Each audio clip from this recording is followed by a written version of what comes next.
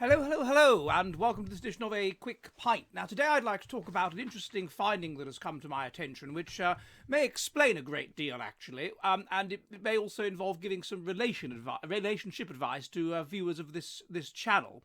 And that is the evidence that people who are high on the autism spectrum, people who are high-functioning autistics, seem to sexually select for each other. They seem to find each other sexually attractive.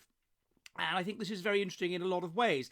It's actually a study that was published in 2016 in a journal called JAMA Psychiatry. And it's found that patterns of non-random mating within and across 11 major psychiatric disorders by Ashley Nordletson et al.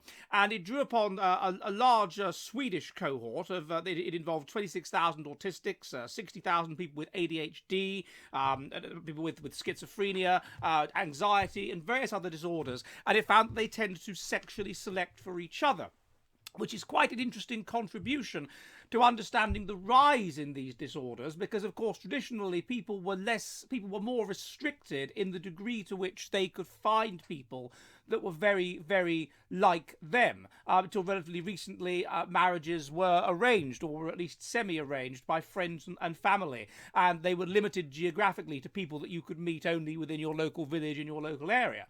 And now people can, particularly with the internet and whatever, people can meet all kinds of other people, and people can find people much more easily who are similar to them, and will do so because, of course, we know from genetic similarity theory that in general people sexually select for people that are genetically similar to them because of the way in which this allows them to indirectly pass on their genes. We know that couples are more genetically similar than our two random members of the population. Indeed, we know that the most fertile couples, based on a study in Iceland, are third couples, or the genetic equivalent thereof. So our kind of niche, if you like, is to go with our third cousins, or genetic equivalent thereof. That is to say, people who are genetically similar to us at a rate of 1% above the baseline, i.e. if two random English people are considered to be not related at all, then two third cousins are about 1% above the baseline of the population. So we can see what's going on. It's a matter of genetic similarity theory playing out, and indeed the studies have found, by Rushton and so forth, that not only are couples more genetically similar than chance would predict, but they are particularly genetically similar on the most genetic aspects of themselves. So they are much more genetically similar on something like wrist circumference, which is highly heritable, than they are on neck circumference, which is highly environmental. They are much more similar on intelligence, which is highly heritable, and we would expect them to be much more similar on things like autistic traits, with some studies indicating that autism is as much as 95% heritable, i.e. it's overwhelmingly a consequence of genes. But anyway, what this study found was that among autistics, a male autistic is 11 times more likely to marry a female autistic than chance would predict, and a female autistic is 10 times more likely to marry a male autistic than chance would predict.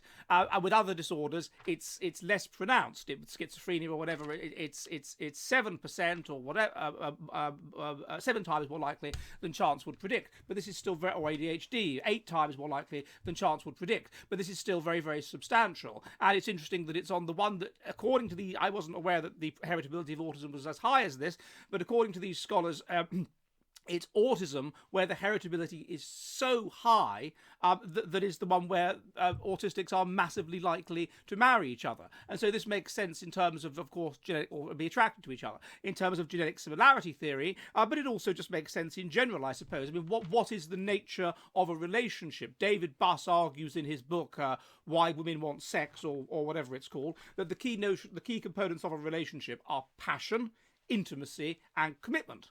Well, passion, that's something that comes in at the beginning of a relationship and will generally die out and sort of pop up occasionally as the relationship progresses. Commitment, fine, but something has to build commitment. And the big thing is intimacy. This is the big driver of relationships that last, that the people are not just physically intimate, but are psychologically intimate, that they understand each other, that they feel each other's feelings, that they glow when each other glows, that they're sad when each other is sad, that they basically feel feel the same. They are psychologically intimate with each other. They click. They just sort of understand each other. They get each other in certain special moments, and in that way they are intimate.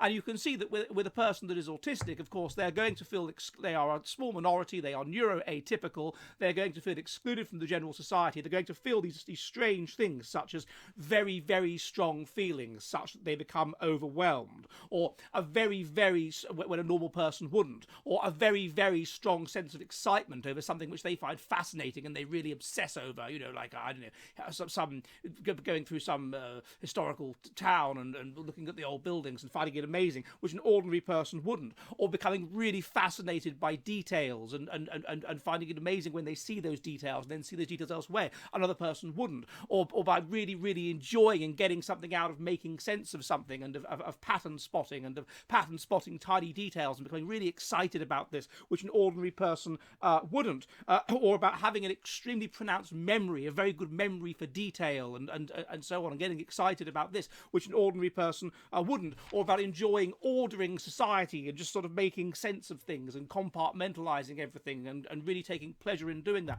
And none of these things would be understood by a neurotypical person, but they would be understood by another autistic, and this would create this sense of intimacy, that I see the world as you see it, that I feel what you feel, that I understand what you feel, what you understand, that I become overwhelmed when you become overwhelmed, that I become excited in the same way that you do, that I just get you. And you can see, therefore, that on that prosaic level, they would be attracted to each other, but they would also be attracted to each other. What that would be an expression of would be the genetic similarity.